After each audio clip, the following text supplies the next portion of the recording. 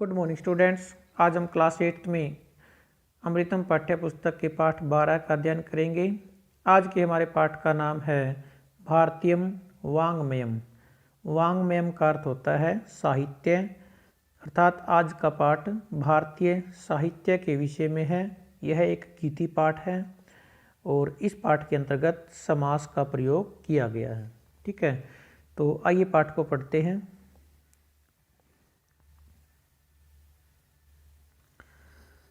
कहता है कि कति वेदाः, कति कहता है कितने, अर्थात वेद कितने हैं।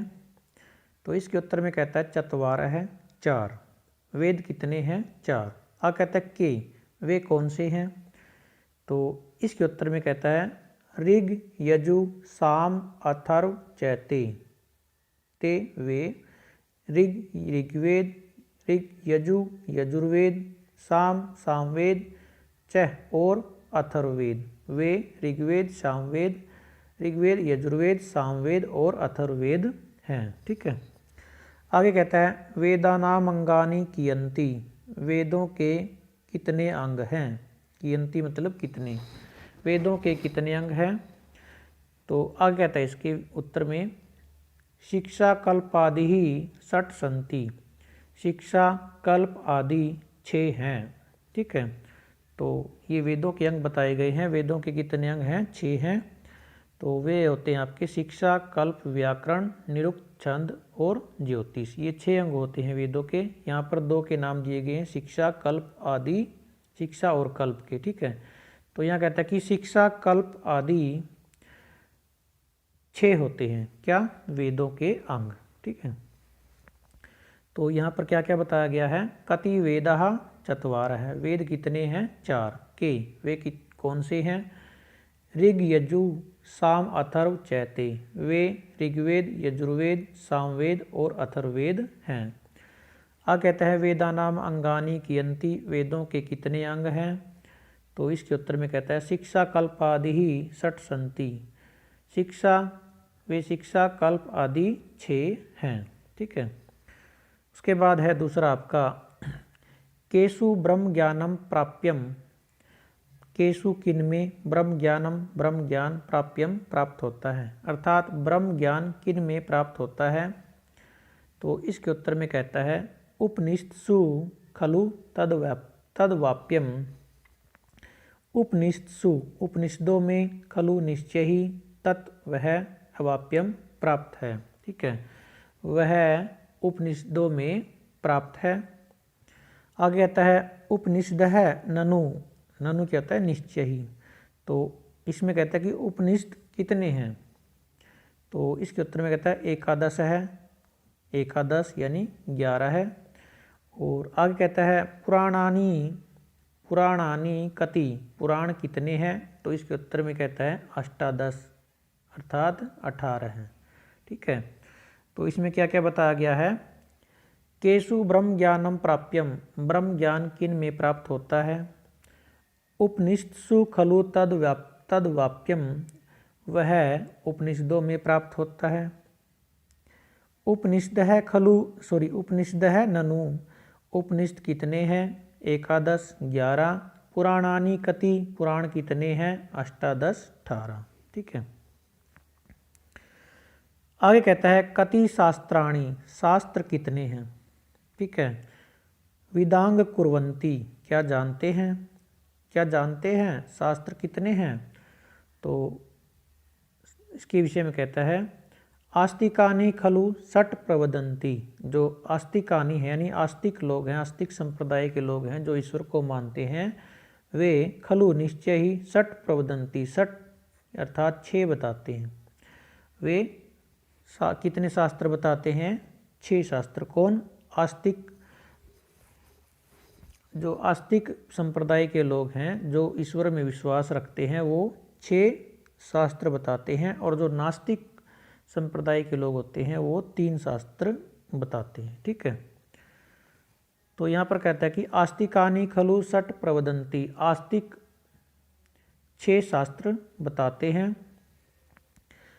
तो उसमें कहता है कि वैशेषिक न्याय संहिते सांख्य योग मीमांसे द्वे। तो इच्छे कौन कौन से शास्त्र बताए हैं? वैशेषिक, न्याय संहिते। वैशेषिक और न्याय के साथ, यानी दो तो ये हो गए वैशेषिक और न्याय शास्त्र, ठीक है, वैशेषिक शास्त्र और न्याय शास्त्र। इसके साथ सांख्य योग, सांख्य और मीमांसे द्वे, और दो प्रकार की मीमांसाएं दो प्रकार की मानी गई हैं, पूर्व मीमांसा और उत्तर मीमांसा। तो दो तो ये हो गए, दो ये सांख्य योग और दो ये 6 आपके ये शास्त्र हो गए, जिन्हें हम षड दर्शन कहते हैं, ठीक है, 6 दर्शन के नाम से भी हम इनको जानते हैं। तो यही हमारे 6 शास्त्र हैं षड दर्शन के नाम से, ठीक है। तो क्या कहता है यहाँ पर, कति शास्त्राणी, शास्त्र कितने हैं, वेदांग कुर्वन्ति, क्या जानते हैं, आस्तिकानि खलु षट् प्रवदन्ति, आस्तिक 6 शास्त्र बताते हैं, वैशेषिक न्याय संहिते, वैशेषिक और न्याय के साथ सांख्य योग और मीमांसे द्वे, 2 प्रकार की मीमांसाएं, ठीक है। उसके बाद आगे कहता है कि रामायण रचनाकृत कै, रामायण के रचनाकार कौन है? तो इसके उत्तर में कहता है आदि कवि ही वाल्मीकि ही सह वह आदि कवि वाल्मीकि है। तो क्या कहते हैं, रामायण के रचनाकार कौन है? वह आदि कवि वाल्मीकि है, ठीक है। आगे कहता है महाभारतम केन कृतम, महाभारत किसके द्वारा कृतम रची गई है, महाभारत की रचना किसके द्वारा की गई है? तो इसके उत्तर में कहता है कि व्यासोक्तम गणेश लिखितम, कहता है कि महर्षि व्यास ने उक्तम कहा है, यानी बोला है, और गणेश लिखितम, और गणेश जी ने इसको लिखा, किसको? महाभारत को, ठीक है। तो इसलिए कहता है यहाँ पर, तो क्या क्या बताया गया है कि रामायण रचनाकृत कै, रामायण के रचनाकार कौन है? सह आदि कवि वाल्मीकि, वह आदि कवि वाल्मीकि है। महाभारतम केन कृतम, महाभारत किसके द्वारा रची गई है? तो आ कहता है व्यासोक्तम गणेश लिखितम च, महर्षि व्यास ने या महर्षि वेद व्यास ने इसको बोला है और गणेश जी ने लिखा है, ठीक है। आगे कहता है कि शून्यम कह आविष्कृतवान, शून्यम शून्य की या शून्य को कह किसने आविष्कृतवान आविष्कार किया है, शून्य का आविष्कार किसने किया है? आर्यभट्टो ज्योतिर्विद्वान। तो कहता है कि आर्यभट्ट ने किया है, और आर्यभट्ट कौन थे? ज्योतिर्विद्वान, ज्योतिष शास्त्र के विद्वान थे, ठीक है। तो इसके उत्तर में कहता है कि ज्योतिष शास्त्र के विद्वान आर्यभट्ट ने क्या किया है? शून्य का आविष्कार। कहता है कौ गणितज्ञौ विख्यातौ, कौ कौन दो गणितज्ञौ गणित के विद्वान विख्यातौ प्रसिद्ध हैं, गणित के कौन से 2 विद्वान प्रसिद्ध हैं? तो इसके उत्तर में कहता है कि भास्कर वराहमिहिरौ तौ वे दोनों भास्कराचार्य और वराहमिहिर है। तो गणित के 2 विद्वान कौन है? भास्कर और वराहमिहिर, ठीक है। तो यहाँ पर क्या क्या बताया गया कि शून्यम कह आविष्कृतवान, शून्य का आविष्कार किसने किया? आर्यभट्टो ज्योतिर्विद्वान, ज्योतिष शास्त्र के विद्वान आर्यभट्ट ने। कौ गणितज्ञौ विख्यातौ, कौन से 2 गणित के विद्वान प्रसिद्ध हैं? तो इसमें कहता है कि भास्कर वराहमिहिरौ तौ, वे 2 भास्कर आचार्य और वराहमिहिर हैं, ठीक है। आगे कहता है आयुर्वेदस्य च जनकः,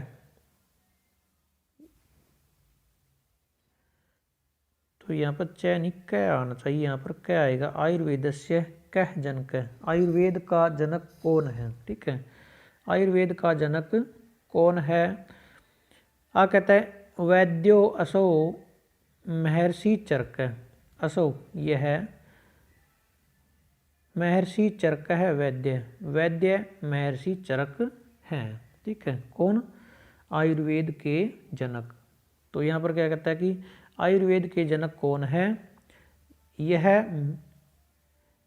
वैद्य महर्षि चरक हैं। ठीक है, आगे कहते हैं शल्य चिकित्सा कै कृतवान, शल्य चिकित्सा को किसने किया है?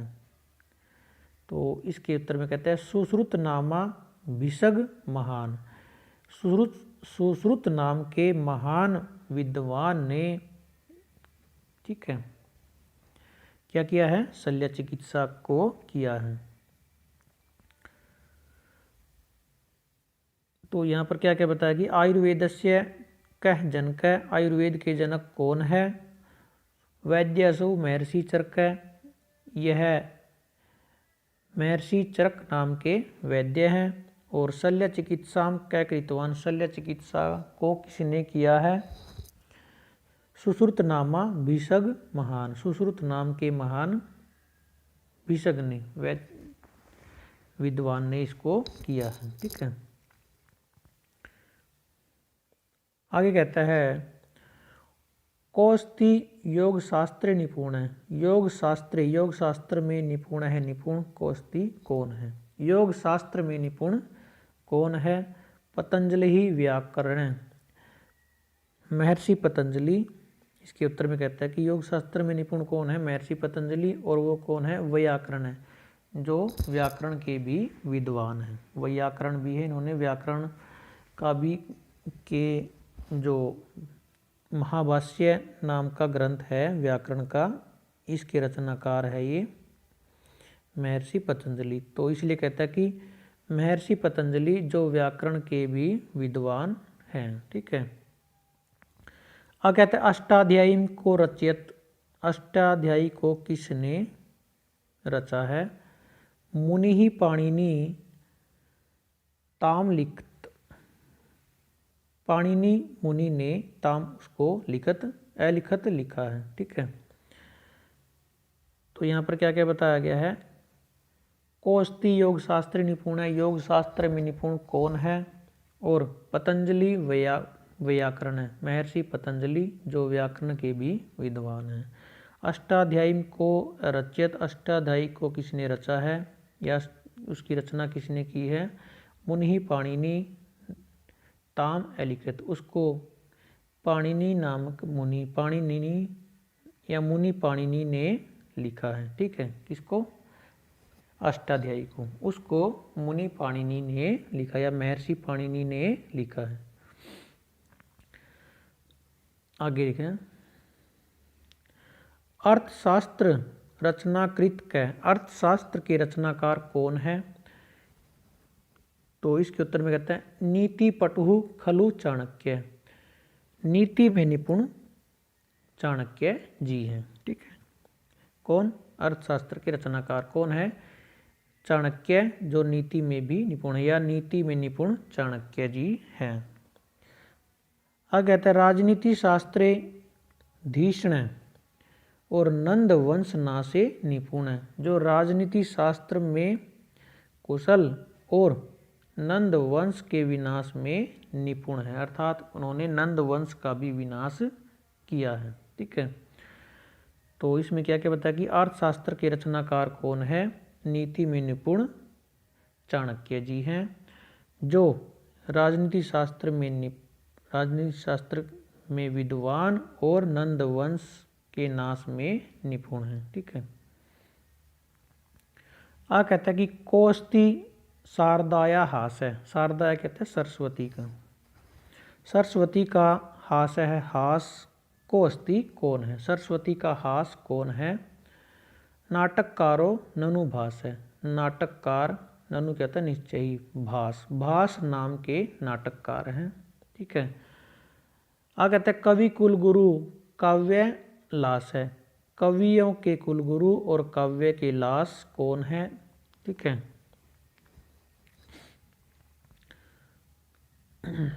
तो यहाँ पर क्या बताया गया? को मन्यते, को मन्यते मतलब किसको माना गया है? काव्य का लाश किसको माना गया है? तो इस पर कहता है कि कालिदास है, कालिदास। इसका उत्तर है कि कवियों के कुलगुरु कौन है? कालिदास। और काव्य का लास भी कौन है? कालिदास। ठीक है, किसको माना गया है? कालिदास को।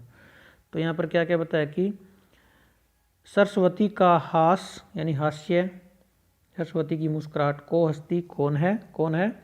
नाटककारो ननु भास है, भास नाम के नाटककार हैं।